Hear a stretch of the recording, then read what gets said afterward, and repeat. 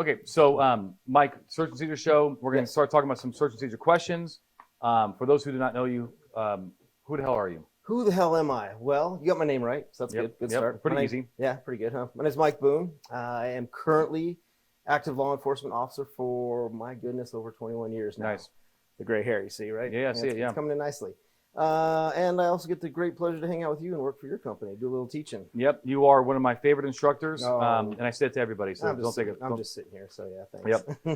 Yep. Let's answer some Search and Seizure questions. So just for those who have not been to the show before, what we do is we get questions, all around the nation from cops. We have cops on today's show from South Dakota, Nevada, and Colorado, Alabama, and Wyoming. Nice. All right. So nice spread around the country there. It really is. And some very interesting questions. Now, we have Rick on the behind the scene here, and he's going to hopefully let us know if there's anybody who wants to ask a question live. Sounds like a plan. It really is. And so just for those people who are, watching this live, we want live questions. And the way you do this is that we can turn on your microphone, and there's no video. Just turn on your microphone. It's almost like a radio show. And you can actually just answer. You can ask your question, and we'll answer it live. I love it. It's like the late night talk show. It's like it's like the love line for Search and Seizure. Mm-hmm. So here's what we got. Our first question is from an officer in South Dakota, and basically it comes down to: can police compel a detained person on scene to provide fingerprints? So here's the scenario, and I want you to answer the question. All so. right. Say someone breaks into a residence using a rear window, through a rear window, leaving fingerprints smudged on the window. Okay. Homeowners are out of town and see the burglar in their house through security cameras. Okay. Love the technology. I really do. Absolutely. I was actually watching my security cameras the other day, and I thought it was great. Like, I actually saw a firefighter in my house. There was no fire or anything like that. Was that kind of weird? Strange though, but I bet the food is great and the house is clean. It was actually amazing. and the kids did their homework. Right. They really do make great fathers too. So they see the burglar leave the residence. They call the police, provide a description of the burglar and the direction of travel. Okay. Police respond in a timely manner and detain an individual matching the description of the burglar. Look, it's South Dakota, so it's only him plus the cops. I mean, maybe some cattle. I was actually, this is South Dakota. I was actually in North Dakota. This is a score brain, but I was in North Dakota last week.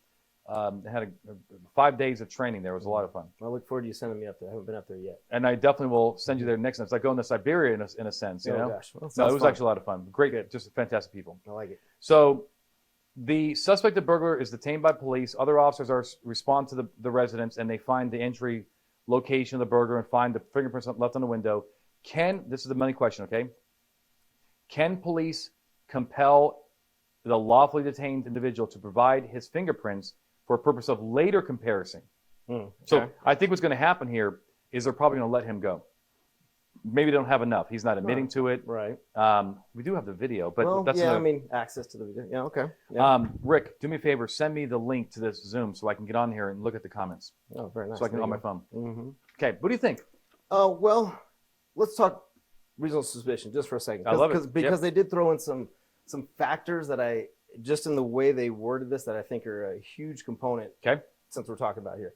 Well, the burglary takes place. They've got the homeowner is watching their house get burglarized, which I can't imagine how horrific that would be. I can imagine. But I imagine like someone like you has probably a booby trap somewhere in the house. Probably. For that occasion, right? Yep. But outside of the Bandiero household, you just watch it. You can call the police. And I think the first thing they said, they responded in a timely manner. Well, awesome, right? Love that. They talked about a little bit about him, matching the description. So they had a video of it. They could see this person here. So, and I think there was a mention of proximity. It was a little bit close to where the crime took place. So you start looking at some of those factors, putting them all together. The totality of the circumstances we talk a lot about for reasonable suspicion. No issues with this is our person. I think at least reasonable suspicion. Oh yes, right. And then you mentioned real quick about the camera. Do we have the accessibility to it?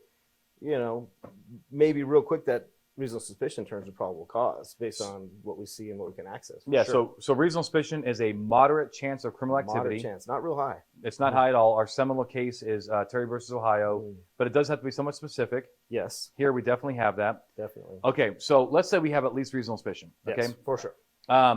which we do. So now let's say that, look, for whatever reason, let's say we try to call the homeowners and they cannot provide us with a better description of the person. They cannot provide a little snippet of the video. We're not able to build probable cause on scene, and we're going to have to release this guy. He doesn't have any of the evidence from the home on him. Let's say we pat him down or whatever. So we're trying to confirm or dispel our We really are, but I like it. but we can't do it on scene. We're gonna have to do it through fingerprints. Okay. Can we compel him to put his fingerprints on some kind of fingerprint card? And some other agencies, I think, have digital fingerprint scanners. Right. Can we do it? Yes. Yes, Why? we can. Well, where all did you leave your fingerprints today? You're going with the whole reasonable expectation of privacy deal? Well, I mean, shouldn't we? Okay. So still think about that. The answer is yes. We can, because we've got evidence at the scene that we can recover, that we can attribute to him. Now we want to make a later comparison. We want to tie those prints together. And when it comes down to it, though, yeah, your face walking around town, your prints on things. Yep. You don't have that true expectation of privacy in there. So with that, you're still and you have your reasonable suspicion. You're trying to figure out what's going on. You have, reason to believe that this is evidence that's going to help us tie this person to our case. I think that's exactly right. I think that at the end of the day, no expectation of privacy, at least reduced expectation of privacy on your fingerprints, and taking those things that you left behind, those breadcrumbs, we're good to go. And maybe a little bit too, if he walks and we don't gather that now, maybe he's not in the system. Yeah. Maybe we don't have that possibility of tying it. So a little bit of exigency. A little bit of exigency. Sure. I agree. Now, the other issue I have, let's say that we get a hold of the homeowners, Okay. and they're able to, give us a snippet of the video of the person home. Clearly, we'd have probable cause. Correct.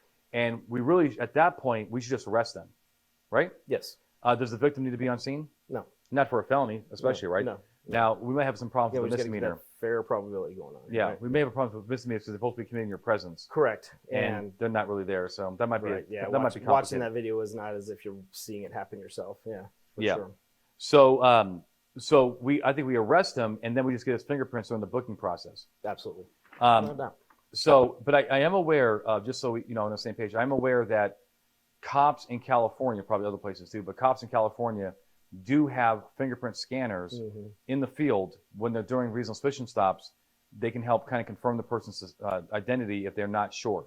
And Awesome. Yeah, it really is. And that's the same thing as what we're talking about here. So if they can do it on a computer, they can do it on an old school, let's say South Dakota has the old school. Absolutely. All right, this one gets a little more complicated. This is an interesting one. This is a cop from Nevada, actually, in Las Vegas. And it says, I'm requesting a pin based on vapor wake detection dogs. Do you ever heard of vapor wake before this?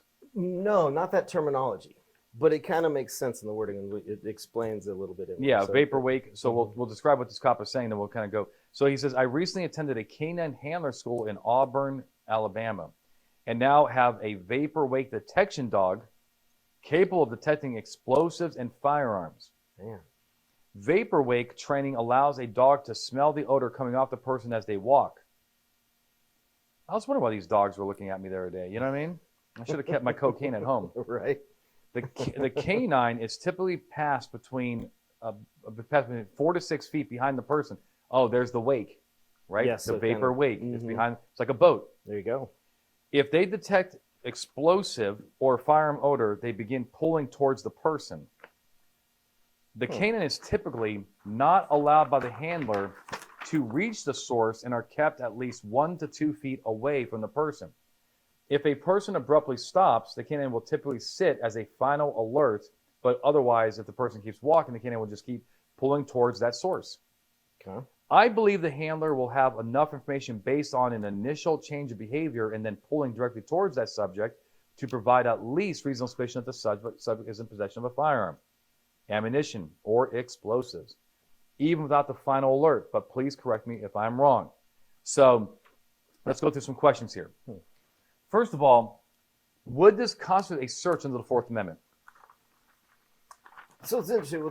I want to touch on the vapor wake concept because I did look a little bit, and you mentioned it here. It's like, yeah, it's kind of like yeah, picture a boat, and as it travels, you leave that kind of that wake behind, and that's the detectable smell that you leave behind you. It lingers. It stays permeating in the air that the dog can pick up on, and you walk past and doing so. So that's what these dogs are trained to do. Just kind of is a new term I hadn't heard before. I never heard. Yeah, kind of cool. But when you look at the way they're going about doing it initially, he talked about staying 4 to 6 feet away from a person, and then the dog alerts and wants to draw closer, but they don't allow that dog to get within 1 to 2 feet. Sure, they don't want the dog to bite, probably, or again, touch. I like the if the person stops, the dog's trained to stop, or if they keep moving, they keep pulling there. So, when you talk about free air sniff to a certain degree, the courts always looked at, like in Illinois versus Caballos, where he was stopped, and they did the dog sniff around the car. Most things with dog sniffs are around inanimate objects, right? Cars, bags. But when you start putting the little snapper snout in people's faces, that could be a little bit more. Yeah, it's a little bit different, isn't it? A little bit more intrusive, Yeah. I'd say.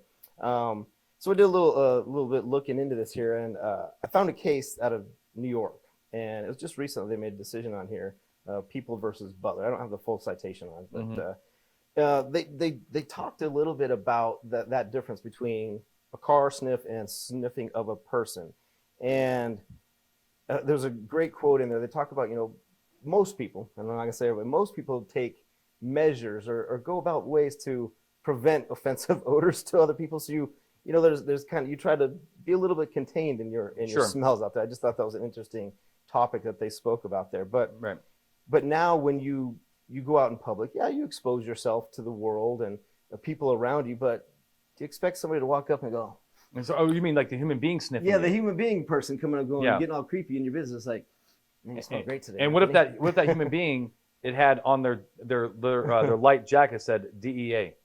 Right? Yeah, you would be like, right. Whoa, so what are you doing here? Right. So they're trying to smell like plain smell evidence, right? Would you think that was kind of intrusive? Absolutely. Yeah, and that's kind of what this case looked like, is putting a dog and that inherent fear a lot of people have of dogs. There might be some, especially if it's a dual purpose dog. That's kind of that fear in there. So, all right, when you start looking at this, I feel like it's look, the closer you get, okay, the closer you're walking into a search, I think. But here's the other problem that we have. I think on the other devil's advocate is that this guy doesn't know the dog is sniffing him. Correct. So you're just doing your business in life, right? So you can't, especially from those distances. Yeah, you can't you can't violate a person's expectation of privacy when they had no. Well, I shouldn't say they had no idea that it occurred, because cats didn't know either. Cats didn't know. But I think in this case, he's in a public place. Right. The dog is lawfully present.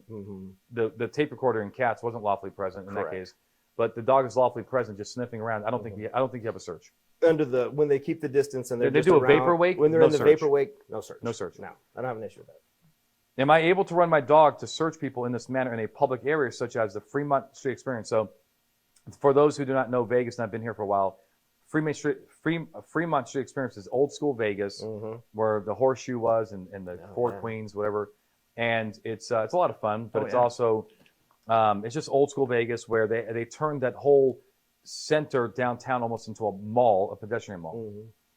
So I think he's asking here, can we actually, if people are like sitting, let's just take it, because if we have a vapor wake, we don't have a search. Right. But let's say people are sitting down on these benches in the Fremont Street Experience, and he brings the dog up with the purpose of the sniffing. With the purpose of sniffing. I think that's exactly what you're talking about. I think people are offended. Absolutely. Yeah. I think that if you're sitting there and you're minding your own business and you're, and then boom, this dog is like directed towards you, and you're now being sniffed by this dog, especially by a uniformed officer. Correct. I think the easiest way to handle this is that, would a reasonable person feel free to leave? No way. No. It's like you feel like you're in trouble. Absolutely. So maybe that's, and also even if you felt free to leave, would it still offend a reasonable expectation of privacy? Because it's like, you're in my business. You're in my business. You've got the snout, the teeth, the big furry monster. Sniffing. It's sniffing. super close to your space. You feel intruded upon. Absolutely. I would definitely not be doing that. Yeah. There's one more thing though on that I think that we should talk about. Anthony, is the dogs are trained to smell explosives and firearms. Firearms. And that's actually the last thing I want to talk to you about. We have a problem. Yeah. Now, I don't know where this dog is sniffing. I think somebody even said on the webinar, they're like, hey, is this in an airport? Is this in a stadium? Or is this in a public place? Clearly, I feel that this dog in a public place is legally useless because it's not illegal in Nevada to have a concealed carry, even open carry. Right. It's not illegal to have a concealed carry weapon if you're properly licensed, but we assume that people are properly licensed. We don't stereotype people because we think that they have a gun and therefore they can't have it. Correct. But not in Nevada, at least. So I think we have a problem. The dog we don't know if the dog is learned to explosives.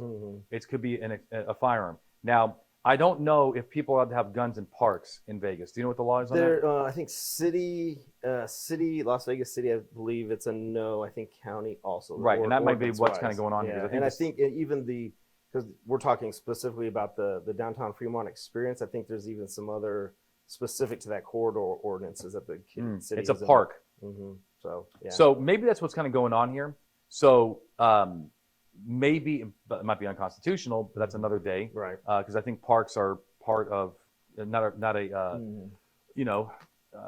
but anyway, so if that's what's going on here, if the cop is doing a vapor wave in a restricted area and the dog alerts, I think we're good.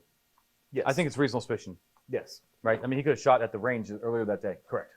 I think this is a softball question. Let's answer it real quick so we can get another one of these questions. This one's from Alabama. The officer says, "Can you ask for consent for DNA if you haven't read Miranda yet?" So, in some context, approaching an arrestee to execute a warrant, he says he immediately does not want to talk to me. He wants a lawyer. All right, so he's arrested for a warrant. He wants a lawyer. Fine. I had no need to question him anyway, but I wanted to get a DNA sample, so I told him I just need to know if he would voluntarily give me a DNA sample, and he consented, signed the consent form, and gave me a sample. Was his rights violated? No. What do you mean his rights weren't violated? Where the hell did you get off? He said, did he make it very clear, Mike, about he wants a lawyer? Yes, he did. So what's the problem here? Why is this illegal? Well, first of all, the officer doesn't even want to talk to him, so it's not even a Miranda situation anyway. When he puts that swab in his mouth, he doesn't want to. Right. Yeah. So yeah, we're gonna talk Miranda here for a real quick second. Yeah, there's three components for Miranda. There's arrest like custody. Well, he's arresting him, so yep, definitely that. But the cop said, I have no reason to even speak with this guy. There's no imminent interrogation. Yeah, so there's no, and then known officers. The third part when we talk about the three. Yeah, no components. It doesn't apply to undercovers. Yeah, unless they're undercover there. So Miranda doesn't apply for him to invoke a lawyer in this situation. So asking him, let me ask you this. So you're saying, and Zach can jump in here. You're saying that when he asked for a DNA sample, that is not interrogation. No, it's not testimonial. It's not testimonial. It's simply asking him, hey, okay, no problem, Brooks. He's basically saying that, hey, I want some physical evidence from you. Correct. But you do have to create an environment where it's free and voluntary. You can't coerce this guy into it. You can't, hey, you got to give me this. No gun to the head. No gun to the head. But yeah, it sounds like he's setting it up the way he should. It's consensual. He has a choice to say yes or no, and the voluntariness aspect of it, yeah. I mean, isn't it true that I was a trooper and I've been involved directly or indirectly in 1,000? I'm just making this up, but 1,000 DUI investigations. I think that maybe Miranda was read 50 times out of all those 1,000 cases, right. But all of them we asked the guy for bleed or breathe. Isn't that essentially the same thing here? Yeah. I mean, it's physical evidence. Right. Yeah. I want you, but I never read a Miranda. Yeah. And even if he says, "Hey, I want a lawyer for this," I don't care. I'm not asking you a question about. I'm not looking for anything incriminating. And they were consenting for you putting a needle in their arm. All right. For sure. Good to go. Yeah.